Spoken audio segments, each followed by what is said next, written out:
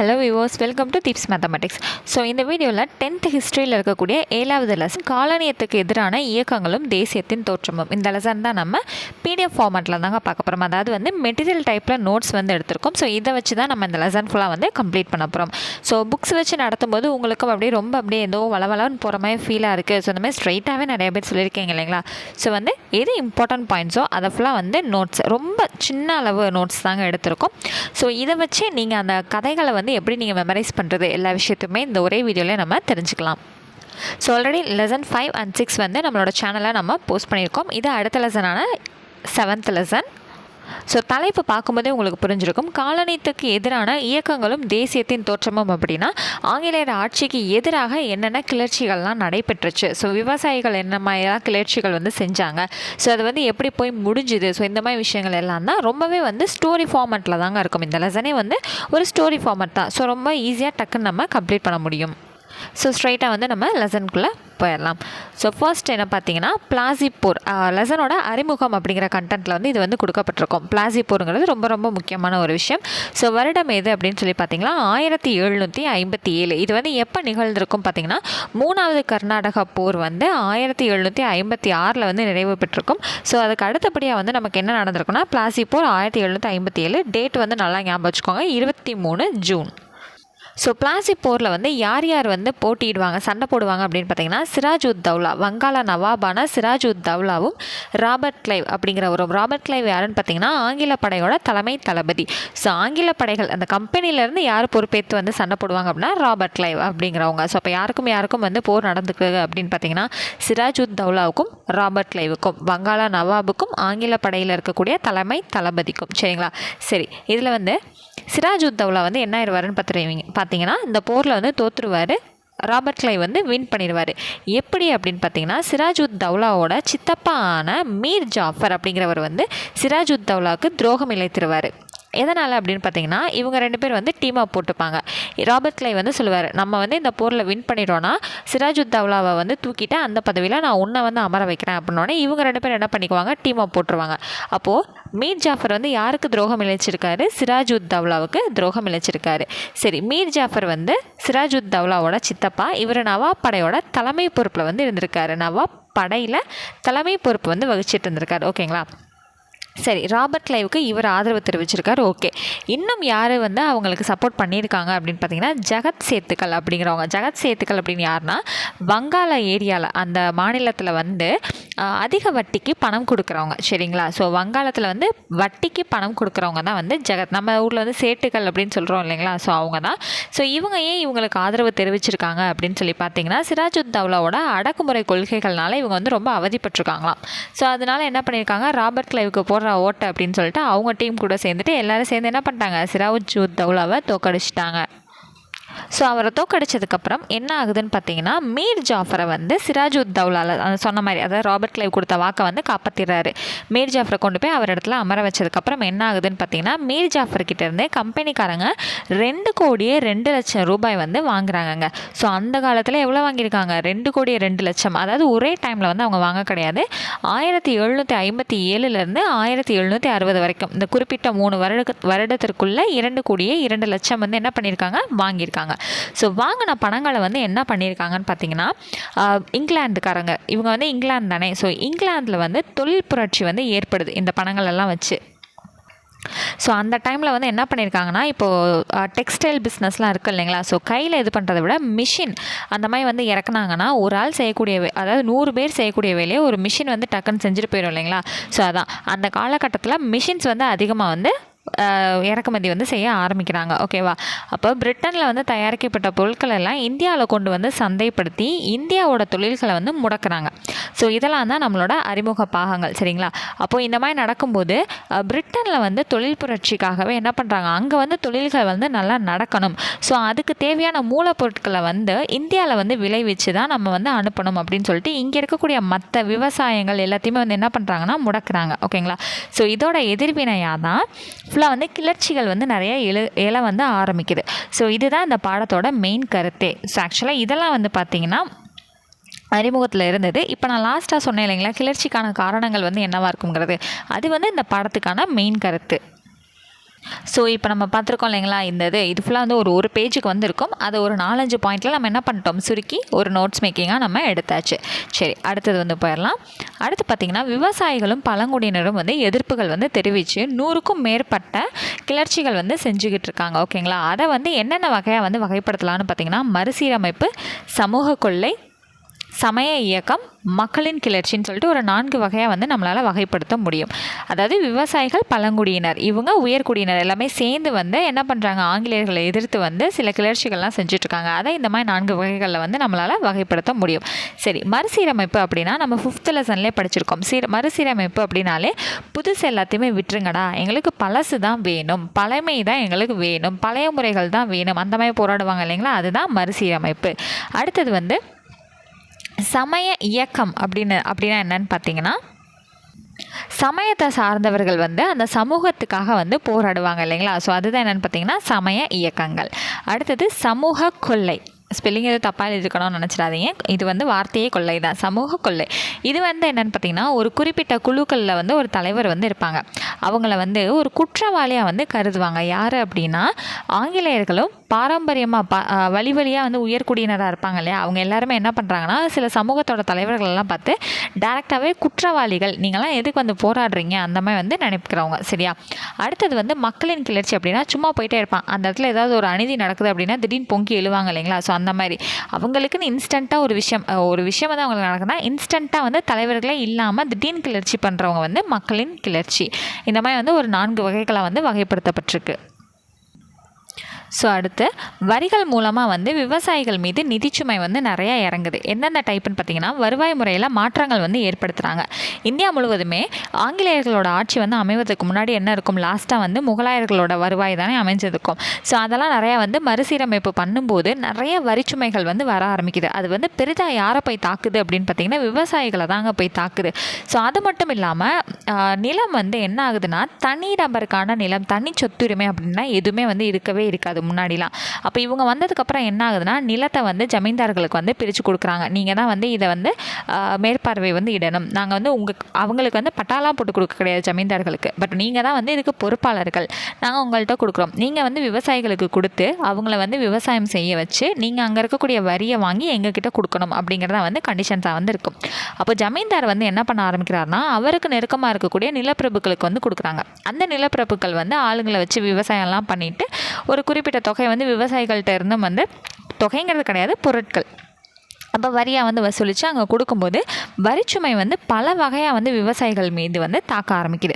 அப்போ அவங்களால என்ன பண்ண முடியும், ஒன்றுமே பண்ண முடியாது இல்லைங்களா. ஸோ அதனால் என்ன பண்ணுறாங்க, நிறைய வந்து இயக்கங்கள் வச்சு கிளர்ச்சிகள்லாம் வந்து எழுப்புறாங்க. ஓகேவா, ஸோ அந்த மாதிரி விஷயங்கள் தான் நம்ம இந்த லெசனில் ஃபுல்லாக வந்து தெரிஞ்சுக்க போகிறோம். ஸோ ஃபஸ்ட்டு வந்து விவசாயிகளோட கிளர்ச்சி வந்து என்னவாக இருக்குதுன்னு பார்த்தீங்கன்னா, ஃபராசி இயக்கம், வஹாபி கிளர்ச்சி, இந்த 2 இதை பற்றி நம்ம தெரிஞ்சுக்க போகிறோம். விவசாயிகள் செஞ்ச கிளர்ச்சியில் இந்த 2 வந்து தெரிஞ்சுக்க போகிறோம். ஃபராசி இயக்கம், வஹாபி கிளர்ச்சி. ஸோ ஃபஸ்ட்டு வந்து ஃபராசி இயக்கம் பார்த்திங்கன்னா இயர் ரொம்ப ஈஸியாக படிச்சிடலாங்க, 1818. ஓகேங்களா, சரி, 1818 வந்து யார் இதை வந்து தோற்றுவிக்கிறாங்க அதாவது தொடங்கி வைக்கிறாங்க அப்படின்னு பார்த்தீங்கன்னா, ஹாஜி ஷரியதுல்லா அப்படிங்கிறவர் வந்து ஷரியதுல்லா ஹாஜி ஷரியதுல்லாங்கிறவர் வந்து இந்த ஃபராசி இயக்கத்தை வந்து 1818 வந்து தொடங்குறாரு. 1839 என்ன ஆயிடுறாருனா இவர் வந்து இறந்துடுறாரு. ஸோ இவரை பற்றி இந்த 2 விஷயங்கள் மட்டும்தான் கொடுக்கப்பட்டிருக்கு. இதை தோற்றுவிச்சவர் வந்து ஹாஜி ஷரியதுல்லாங்கிறவர், எப்போ இறந்துடுறாரு, எந்த வருஷம் ஆரம்பித்தார், இது மட்டும்தான் வந்து கொடுத்துருக்காங்க. ஸோ அவர் மறைவுக்கு அப்புறம் அவரோட மகனான டுடு மியான் அப்படிங்கிறவர் வந்து இந்த இயக்கத்துக்கு பொறுப்பேற்றுக்கிறாரு. ஸோ இவர் வந்து ஒரு முக்கியமான ஒரு கோட்ஸ்க்காக இவர் வந்து ரொம்ப பிரபலம் அடைகிறார். என்னன்னு பார்த்தீங்கன்னா, வரி யாருமே செலுத்தாதீங்கப்பா, இந்த நிலங்கள் அப்படிங்கிறது வந்து கடவுளுக்கு சொந்தமானது, அதில் வரி வசூலிக்கிறதுங்கிறது வந்து இறை சட்டத்துக்கு ரொம்பவே எதிரானது, தயவு செஞ்சு யாருமே வரியே கொடுக்காதீங்க அப்படிங்கிற ஒரு கோட்பாட்டில் விவசாயிகளுக்கு மத்தியிலே இவர் ரொம்ப வந்து பாப்புலர் ஆகிறாரு. அப்போ வந்து என்ன பண்ணுறாங்கன்னா, இவரோட கருத்துக்கு இணங்க விவசாயிகள் எல்லாமே வந்து ஒன்று திரள்றாங்க, நாங்கள் வந்து வரி செலுத்த மாட்டோம் அப்படின்னு சொல்லிட்டு. ஓகேவா, இவர் வந்து எப்போ இறந்துடுறாரு அப்படின்னு பார்த்தீங்கன்னா, 1862 டுடு மியான் வந்து இறந்து போயிடுறாரு. ஸோ அப்போ இந்த இயக்கத்துக்கு வந்து தலைமை பொறுப்பு வந்து இல்லாமல் இருக்கு இல்லையா. அப்போ 1870 ஒரு 8 வருஷத்துக்கு அப்புறம் 1870 அப்போது நோவா மியான் அப்படிங்கிறவர் வந்து பொறுப்பேற்றுக்கிறாரு. ஸோ ஃபராசி இயக்கம் வந்து அவ்வளோதாங்க. 1818 வந்து தோற்றுவிக்கிறாங்க. யாருன்னா ஹாஜி ஷரியதுல்லாங்கிறவர் வந்து தோற்றுவிக்கிறாரு. 1839 இறந்துடுறாரு. அடுத்து 1839 அவரோட பையனான டூடு மியான் வந்து இதுக்கு பொறுப்பேற்றுக்கிறாரு. ஷாஜியோட பையன். இவர் வந்து ரொம்ப விவசாயிகளுக்கு மத்தியில் ரொம்ப பாப்புலர் ஆகிறாரு. நிலம் வந்து கடவுளுக்கு சொந்தமானது, யாரும் தயவு செஞ்சு வரி செலுத்தாதீங்க அப்படின்றது அந்த கருத்துக்காக ரொம்ப பிரபலம் அடைகிறாரு. 1862 டூடு மியான் வந்து இறந்துடுறாரு. 8 வருஷத்துக்கு அப்புறம் 1870 நோவா மியான் அப்படிங்கிறவர் வந்து இந்த இயக்கத்துக்கு உயிர் வந்து பெற வைக்கிறாரு. ஓகேங்களா. அடுத்தது வந்து விவசாயிகள் சேர்ந்து எந்த கிளர்ச்சி செஞ்சுருக்காங்க அப்படின்னு பார்த்தீங்கன்னா வஹாபி கிளர்ச்சி 1827 வந்து நடந்தது. சரிங்களா. இந்த வஹாபி கிளர்ச்சி வந்து எந்த இடத்துல நடந்துச்சு அப்படின்னா வங்காளத்தில் இருக்கக்கூடிய பரசத் அப்படிங்கிற பகுதியில் வந்து தோன்றினது தான். புக்லேயே வந்து பார்த்திங்கன்னா பரசத்தில் வஹாபி கிளர்ச்சின்னு தான் கொடுத்துருப்பாங்க. ஸோ பரசத் அப்படிங்கிறது வங்காள பகுதியில் வங்காளத்தில் இருக்கக்கூடிய ஒரு பகுதி. 1827 கிளர்ச்சி வந்து நடந்திருக்கு. இதில் வந்து தலைமை பொறுப்பு வகித்தவர் யார் அப்படின்னு பார்த்தீங்கன்னா டீடு மீர் அப்படிங்கிறவர். இவர் வந்து என்னென்னா கிளர்ச்சியோட தலைவர், வஹாபி போதனைகளால் ஈர்க்கப்பட்டவர். சரிங்களா. ஸோ கிளர்ச்சியோட தலைப்பே என்ன தான், வஹாபி கிளர்ச்சி தான். ஸோ வஹாபியோட போதனைகளால் ஈர்க்கப்பட்டவர் யார், டீடு மீர். இவர் வந்து இஸ்லாமிய மத போதகர். சரிங்களா. இதெல்லாம் ரொம்ப முக்கியம், நல்லா தெரிஞ்சு வச்சுக்கோங்க. ஸோ இது வந்து இந்த கிளர்ச்சி எதுக்காக நடைபெற்றுச்சு அப்படின்னு பார்த்தீங்கன்னா கம்பெனிக்கும் நிலப்பிரபுக்களுக்கும் எதிராக வந்து தொடங்கப்பட்டதான் இந்த வஹாபி. ஸோ இவங்க எல்லாரும் தானே என்ன பண்ணாங்க, விவசாயிகளுக்கு ரொம்ப நிதி நெருக்கடி வந்து கொடுத்துட்டு இருந்தாங்க இல்லையா. ஸோ இவங்களுக்கு எதிராக தான் இந்த கிளர்ச்சி ஆரம்பிக்கப்பட்டுச்சு. ஸோ அவ்வளோதாங்க, முடிஞ்சிருச்சு. ஸோ ரொம்ப பெருசாக கொடுத்துருக்காரு. நம்ம ஒரு 3 பாயிண்ட்டாக வந்து சுருக்கி ஓவரால் கண்டென்ட்டே நம்ம என்னங்கிறத தெரிஞ்சுக்கிட்டோம். ஸோ இந்த டீடு மீர் அப்படிங்கிறவர் வந்து யாருக்கு மத்தியில் ரொம்ப பிரபலமாக இருந்தார் அப்படின்னு பார்த்தீங்கன்னா ஜமீன்தார் முறையால் ஒடுக்கப்பட்ட இஸ்லாமிய விவசாயிகளுக்கு மத்தியில் இவர் ரொம்ப வந்து பிரபலமான ஒரு நபராக வந்து திகழ்ந்துட்டு இருந்தார். ஓகேங்களா.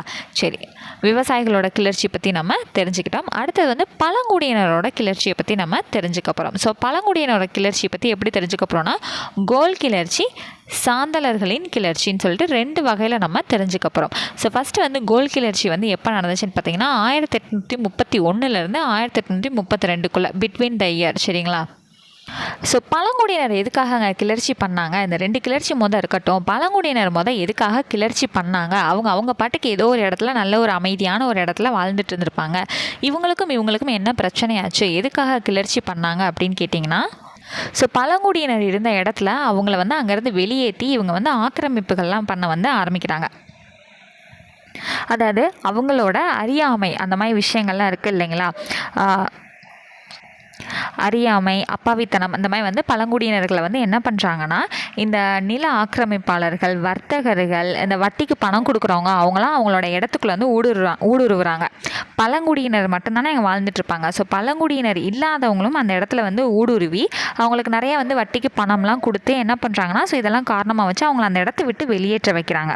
ஸோ அப்போ வந்து அந்த பழங்குடியினர்களுக்கு வந்து என்ன ஆகும், என்னடா இது எங்கள் இடத்த விட்டு எங்களவே துரத்துறீங்களே, இங்கே இருக்கக்கூடாதுன்னு சொல்கிறீங்களே அப்படிங்கிற ஒரு கோபத்தினால என்ன ஆகுது, கிளர்ச்சிகள் வந்து எழ ஆரம்பிக்குது. ஸோ அந்த வகையில் முதல் கிளர்ச்சி என்னன்னு பார்த்தீங்கன்னா கோல் கிளர்ச்சி 1831 32 வரைக்கும். ஸோ எந்த பகுதிகளில் வந்து நடைபெற்றிருக்கு அப்படின்னு பார்த்தீங்கன்னா ஜார்க்கண்ட் மற்றும் ஒடிசா பகுதியில் இருக்கக்கூடிய சோட்டா நாக்பூர், சிங்பூம் இந்த 2 இடங்களில் என்ன பண்ணியிருக்காங்க, கிளர்ச்சிகள் வந்து நடைபெற்றிருக்கு. தலைமை யார் ஏற்றுக்கிட்டாங்கன்னு பார்த்தீங்கன்னா பிந்த்ராய் மற்றும் சிங்ராய். சரிங்களா. இவங்க 2 பேர் என்ன பண்ணியிருக்காங்க, தலைமை ஏற்றிருக்காங்க. ஸோ காரணம் அதே தான், வருவாய் வசூலிக்கும் பணியை வட்டிக்கு பணம் கொடுப்போரிடம் கொடுத்தது. ஸோ வந்து அங்கே இருக்கக்கூடிய சில வரிகள்லாம் வசூலிக்கிறதுக்கு அந்த பதவியை வந்து யார்கிட்ட கொடுக்குறாங்க அப்படின்னா வட்டிக்கு பணம் கொடுக்குறவங்கள்ட்ட வந்து கொடுத்துருக்காங்க.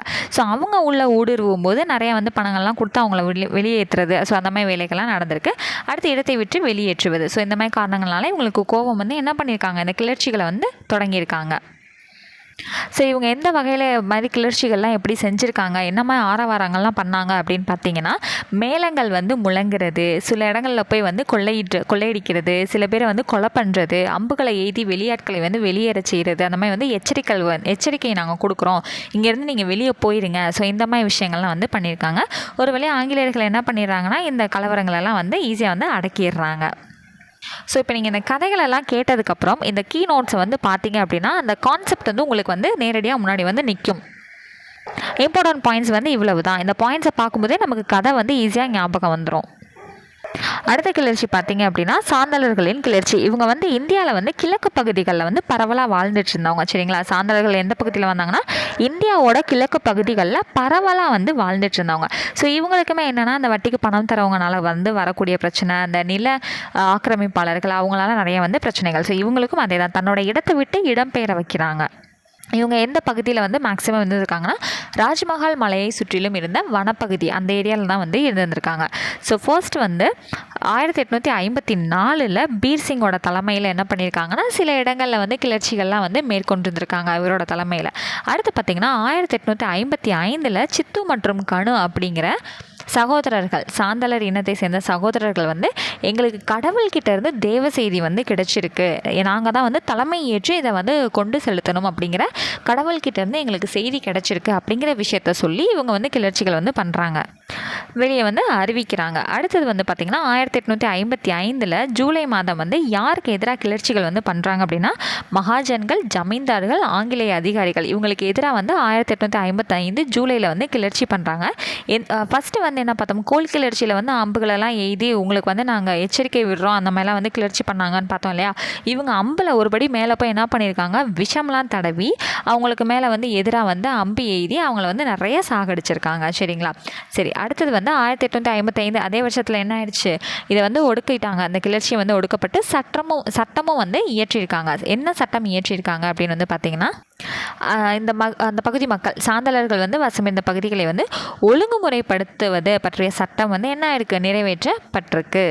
ஸோ இந்த மண்டலத்தை வந்து நாங்கள் தனி மண்டலமாக உருவாக்குறோம் அப்படிங்கிறதையும் வந்து என்ன பண்ணியிருக்காங்க, சொல்லியிருக்காங்க.